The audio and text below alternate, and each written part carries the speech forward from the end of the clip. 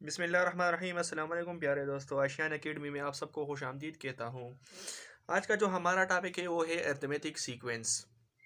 इससे पहले वीडियो में हमने पढ़ा था कि अबाउट सीक्वेंस, और इससे बाद की वीडियो में हमने पढ़ा था कि व्हाट अबाउट द सीरीज़। आज हम पढ़ेंगे अरिथमेटिक सीक्वेंस। अरिथमेटिक सीक्वेंस क्या होता है, इसकी डिफिनीशन क्या है, इसकी इन टर्म हम कैसे फाइंड करेंगे, कॉमन डिफरेंस क्या है, और इसमें मुख्तलिफ़ किस्म के जो क्वेश्चन हमारे पास होते हैं उसके बारे में हम पढ़ेंगे। तो वीडियो को स्टार्ट करने से पहले अगर आपने हमारे चैनल को सब्सक्राइब नहीं किया तो प्लीज़ हमारे चैनल को सब्सक्राइब करें और ये वीडियो दूसरों के साथ शेयर करें। तो चलिए शुरू करते हैं।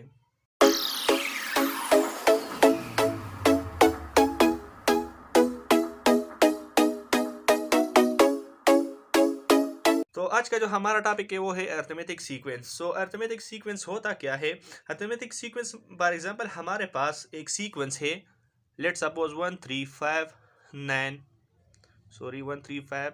7 9 एंड सो ऑन। अगर हम देखें तो हमारे पास इसमें एक ख़ास किस्म की डिफरेंस है, मतलब 3 - 1 से हमारे पास 2, 5 - 3 से हमारे पास 2, 7 - 5 से हमारे पास 2 एंड 9 - 7 से हमारे पास 2 आता है। तो इस अगर हम देखें तो ये हमारे पास एक सीक्वेंस है, मगर ये हमारे पास अरिथमेटिक सीक्वेंस कब होगा? हमारे पास ये अरिथमेटिक सीक्वेंस कब तब होगा जब इसमें हमारे पास ये जो डिफरेंस है ये हमारे पास सेम नंबर हो। तो इसकी डिफिनीशन कुछ यूँ बनती है कि when the difference between terms of the sequence is always same number। मतलब सीक्वेंस के हमारे पास जो टर्म है, मतलब 1 3 5 7 9 ये हमारे पास टर्म्स है। तो इसमें हमारे पास इस टर्म में हमारे पास जब हमारे पास इसमें डिफरेंस ऑलवेज हमारे पास सेम नंबर हो तो इस सीक्वेंस को हम कहते हैं कि हमारे पास अरिथमेटिक सीक्वेंस है, या इसको हम अरिथमेटिक प्रोग्रेशन भी कहते हैं, अरिथमेटिक प्रोग्रेशन। तो ये हमारे पास अरिथमेटिक सीक्वेंस है। लेट्स सपोज हमारे पास n+1 नंबर ऑफ टर्म्स है, तो इसमें हमारे पास an+1 minus an is equal to D. तो हमारे पास इसमें इससे हम ये डिफरेंस कैसे मालूम कर सकते हैं? तो हमारे पास ये बन जाता है an+1 is equal to D plus an। तो इससे हमारे पास हम लास्ट टर्म भी मालूम कर सकते हैं और लास्ट के बाद जो आता है उसको भी मालूम कर, कॉमन डिफरेंस भी मालूम कर सकते हैं। तो इसमें हमारे पास ये डी जो है ये हमारे पास कॉमन डिफरेंस है। तो इसके बारे में हम पढ़ेंगे कि हमारे पास कॉमन डिफरेंस क्या होता है। तो बेसिकली कॉमन डिफरेंस हमारे पास ये होता है, जो हमारे पास सीक्वेंस के टर्म के दरमियान जो डिफरेंस होता है उसको हम कहते हैं कॉमन डिफरेंस। कॉमन इसको इसलिए कहते हैं कि हमारे पास ऑलवेज हमारे पास सेम होता है, तो उसको हम कहते हैं कॉमन डिफरेंस। अब इसके बाद हमारे पास एक सवाल आता है कि हम अरिथमेटिक सीक्वेंस और प्रोग्रेशन के हमारे पास इन टर्म कैसे मालूम हो सकता है? इन टर्म हम इसका इन टर्म कैसे फाइंड करेंगे? तो लेट्स सपोज हमारे पास एक सीक्वेंस है जिसका हमारे पास a1 जो है वो हमारे पास फर्स्ट टर्म है और d जो है हमारे पास ये इसमें कॉमन डिफरेंस है, कॉमन डिफरेंस। लेट्स सपोज हमारे पास एक सीक्वेंस है जिसमें हमारे पास डी डिफरेंस होना ज़रूरी है, मतलब हमारे पास अगर इसमें हमारे पास डी मतलब कॉमन डिफरेंस हमारे पास में ना हो तो ये हमारे पास अरिथमेटिक सीक्वेंस नहीं होता। तो इसमें हमारे पास डी की डिफरेंस होना ज़रूरी है। तो हम एक सीक्वेंस बनाएंगे, a1 से स्टार्ट लेंगे, उसमें डी डिफरेंस किसके साथ यहाँ पर मज़ीद चलेंगे। अगर हम देखें तो हमारे पास a1 में हमारे पास डिफरेंस क्या है? a1 हमारे पास किस चीज़ के बराबर होता है? a1+0d। तो ये हमारे पास a1 आ जाता है। फिर a2 में हमारे पास आता है कि a1 प्लस ये हमारे पास फिर 1 बन जाएगा, तो ये हमारे पास a1 प्लस डी बन जाएगा।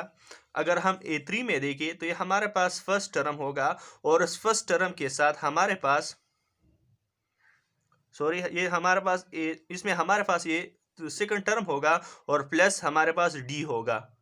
तो अगर हम देखें तो a2 हमारे पास किस चीज़ के बराबर है, तो a1 प्लस डी के बराबर है, और प्लस डी इसमें एक ये है, तो ये हमारे पास a1 प्लस 2d बन जाएगा। अगर हम देखें तो हमारे पास फर्स्ट टर्म में हमारे पास 0d था, सेकंड में हमारे पास 1d है, और थर्ड में हमारे पास 2d है। अगर हम देखें तो हमारे पास इस टर्म से हमारे पास डिफरेंस एक कम होता है, तो हमारे पास a4 क्या बन जाएगा, a1 प्लस 3d। और इसी तरीके से हमारे पास an क्या बन जाएगा, an हमारे पास बन जाएगा a1 प्लस n-1 और d। तो ये हमारे पास इसका लास्ट टर्म बन जाएगा। लेट्स सपोज अगर हम देखें तो हमारे पास ये डी डिफरेंस जो है हमारे पास एक टर्म से, एक नंबर से हमारे पास एक टर्म से कम होता है। तो अगर हम लास्ट टर्म मालूम करेंगे तो हमारे पास इसका लास्ट टर्म कैसे मालूम होगा, कि अगर हम देखें तो लास्ट टर्म से हमारे पास इसका डिफरेंस एक से कम होगा, तो लास्ट टर्म हमारे पास n है, तो ये हमारे पास n-1 बन जाएगा। तो इसको हम कहते हैं n term of arithmetic sequence और अरिथमेटिक प्रोग्रेशन। तो यदि हमारे पास N term of arithmetic sequence, अब हमारे पास इसमें कुछ सवालात आते हैं कि इसको हम कैसे मालूम करेंगे, तो उसके बारे में हम पढ़ते हैं।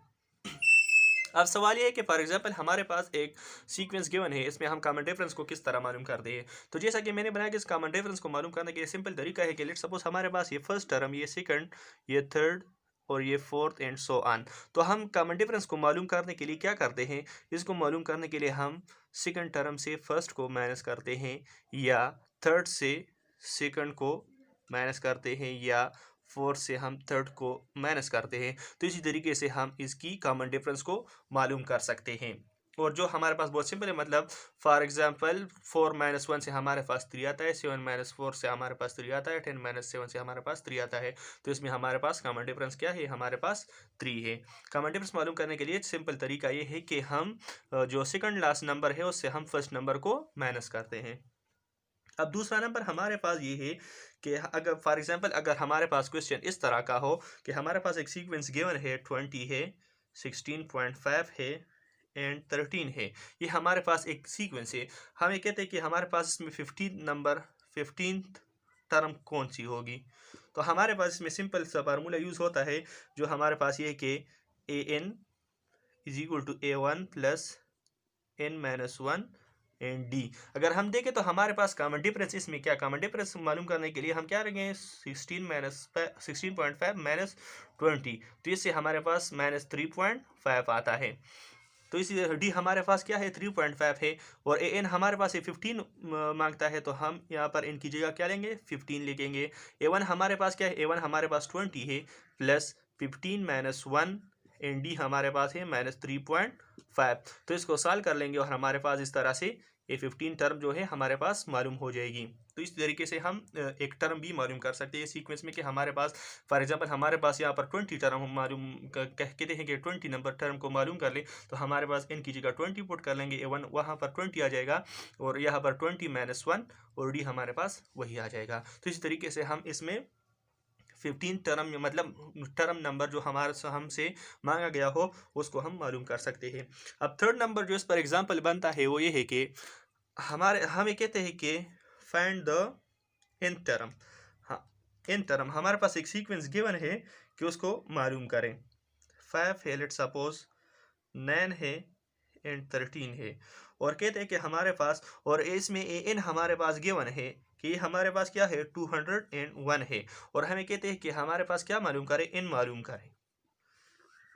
तो अब इनको कैसे मालूम करेंगे, उसके लिए भी वही फार्मूला है, n is equal to a1 plus n-1 and D. तो हमारे पास अगर हम देखें तो डी हमारे पास 9-5 से हमारे पास क्या आता है, 4 आता है, डी हमारे पास 4 है, ये हमारे पास a1 बन गया, और an भी हमारे पास गिवन है, तो हमारे पास बन जाएगा कि 201 is equal to 5 plus n-1 और डी हमारे पास क्या बन जाएगा, 4। तो इसको हम साथ कर लेंगे तो n की वैल्यू हमारे पास यहाँ पर आ जाएगी। तो इसी तरीके से हम n की वैल्यू भी मालूम कर सकते हैं।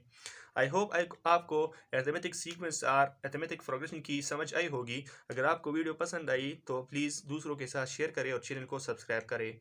अल्लाह हाफिज़।